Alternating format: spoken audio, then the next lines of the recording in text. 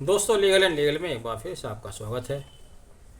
कोई भी देश, कोई भी समाज, कोई भी सभ्यता कानून के बल पर आगे बढ़ती है। जहाँ कानून का शासन होता है वही समाज तरक्की करता है, वही समाज सभ्य समाज कहलाता है।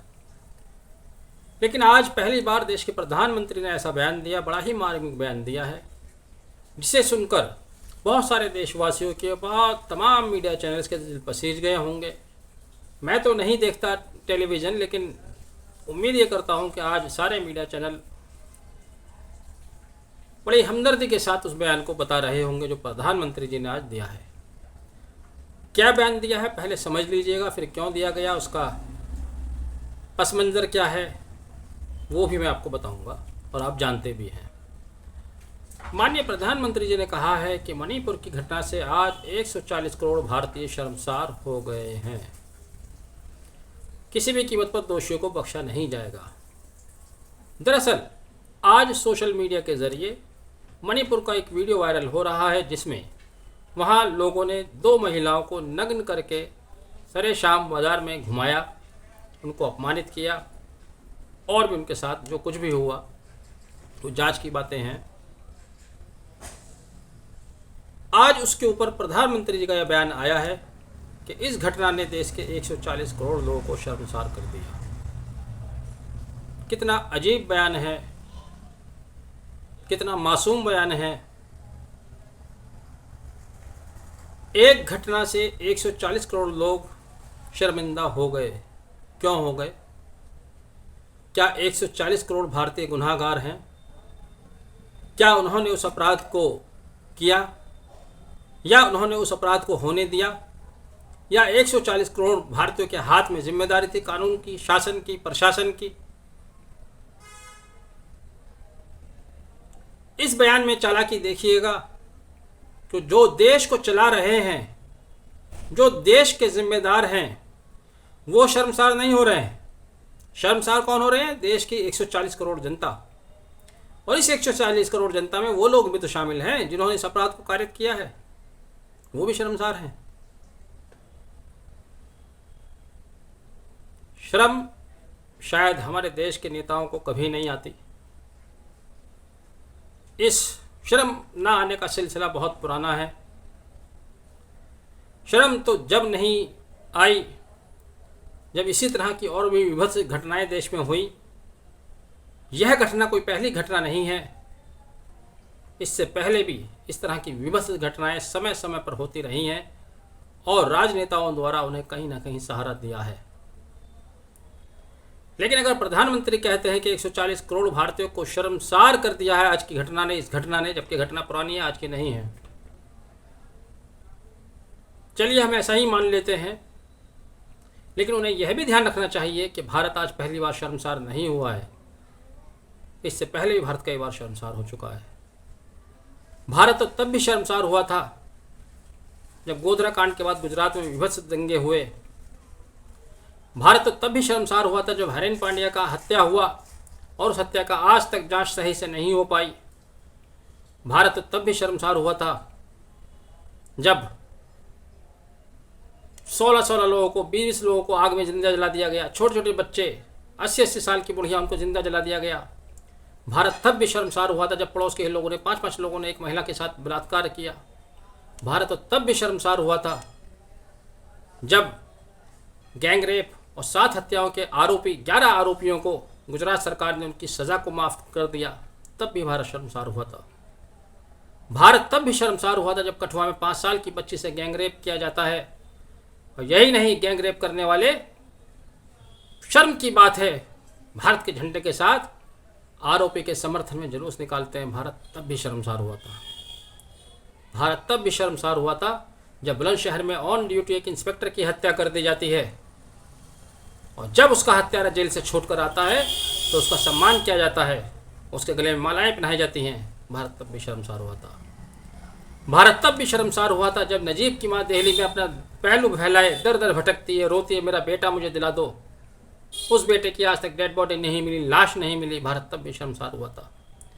जिस न्यायिक व्यवस्था के बलबूते पर भारतीय जिंदा रहते हैं, दम भरते हैं कि हम डेमोक्रेटिक स्टेट हैं, यहाँ कानून का शासन है, उसी कानून की रक्षा करने वाली सुप्रीम पावर जस्टिस लोया की हत्या हुई, तब भी भारत शर्मसार हुआ था।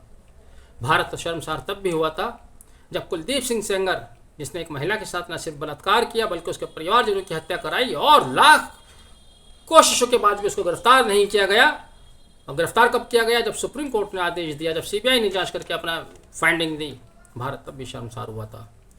भारत तो हाल ही में शर्मसार होकर रुका है जब दिल्ली के जंतर मंतर पर महिला पहलवान, जो कोई भारत का गौरव थी, जो कोई भारत का सम्मान थी, जिन्होंने दुनिया भर में भारत का नाम रोशन किया था, जिन्होंने दुनिया भर में भारत के परचम फैलाए थे, जहां अलग अलग देशों में भारत के जनगण मन गाया गया, उनके सम्मान की वजह से, उनकी मेहनत की वजह से, वो महिलाएं जंतर मंतर अपना धरना देकर थार थक कर उठ गई। भारत जब भी शर्मसार हुआ था, लेकिन प्रधानमंत्री जी का बयान तब नहीं आया।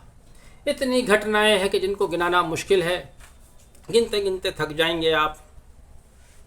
आज 140 करोड़ भारतीय कैसे शर्मसार हो गए। पिछले चंद सालों में 140 से ज़्यादा बेगुनाह लोग सड़क पर जाते हुए आम लोग, उनकी मॉब लिंचिंग कर दी गई, जिनमें सिर्फ मुसलमान नहीं थे, हिंदू भी थे। भारत तब भी शर्मसार हुआ था, समय समय पर शर्मसार होता रहा है। किसी साधु को मार दिया गया चोर समझकर, किसी महिला को चुड़ैल समझकर मार दिया गया भीड़ द्वारा। लेकिन तब राजनेता, तब सत्ता में बैठे लोग, जहां उनके संपर्क के लोग होते हैं, उनका समर्थन करते हैं। भारत तब भी शर्मसार हुआ था, लेकिन देश की सत्ता, देश के राजनेता उनको कभी शर्म नहीं आती। भारत तब भी शर्मसार हुआ था उत्तर प्रदेश में, जब समाजवादी पार्टी की सरकार के दौरान मुजफ्फरनगर के विभत्स दंगे हुए थे, जो गुजरात दंगों से किसी सूरत कम नहीं थे। वहाँ प्रशासन फेल रहा, तब भी भारत शर्मसार हुआ था। वहाँ भी बड़ी विभत्स घटनाएं सामने आई। किसी को आरा मशीन पर काट दिया, किसी को जिंदा जला दिया। और तो और आदमी कहाँ अपने आप को सुरक्षित समझेगा किसी भी देश में? अपने देश की राजधानी में, भारत की राजधानी में ही कई दिन तक आग लगाई जाती रही, मासूम लोगों की हत्याएं की जाती रहीं। 6 महीने के बच्चे से लेकर 80 साल की बुढ़िया तक को जलाया गया। एक बूढ़ी जब जलने से बच गई तो उसको दोबारा अगले दिन आग में डाला गया। भारत तब भी शर्मसार हुआ था, लेकिन सत्ता में बैठे लोगों को शर्म तभी भी नहीं आई। दरअसल इनकी गलती नहीं है, वर्तमान सत्ता की गलती नहीं है, वर्तमान माहौल की गलती नहीं है। ये तो इनको विरासत में मिला है।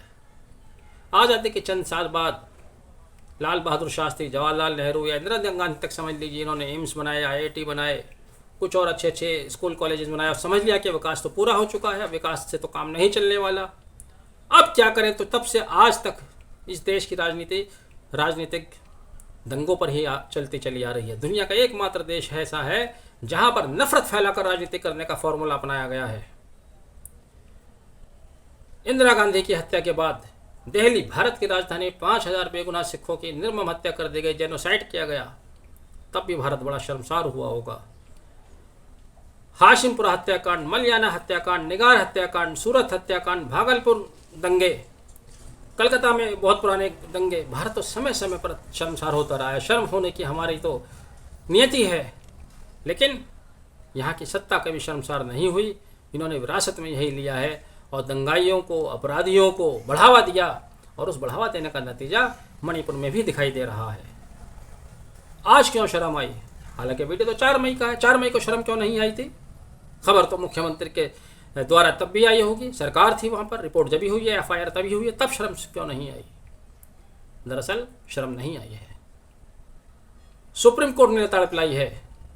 भारत के उच्चतम न्यायालय ने कहा है कि या तो सरकार कदम उठाए, नहीं तो हमें कदम उठाना पड़ेगा।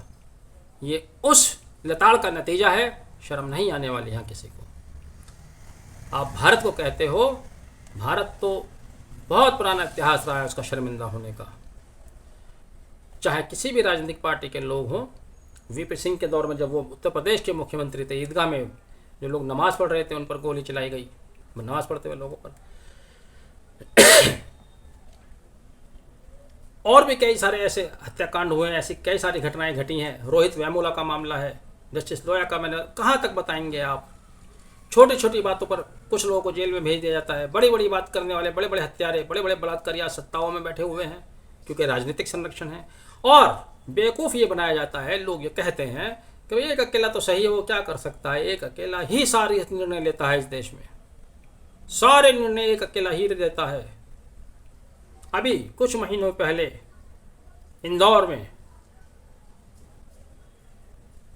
महिला अधिवक्ता जो कि मॉब लिंचिंग के खिलाफ बहस कर रही थी, उसको न्यायालय में पीटा गया। पुलिस ने उल्टा उसी को जेल में डाल दिया और उसकी बेल पर हियरिंग करने वाला कोई वकील नहीं आ पाया।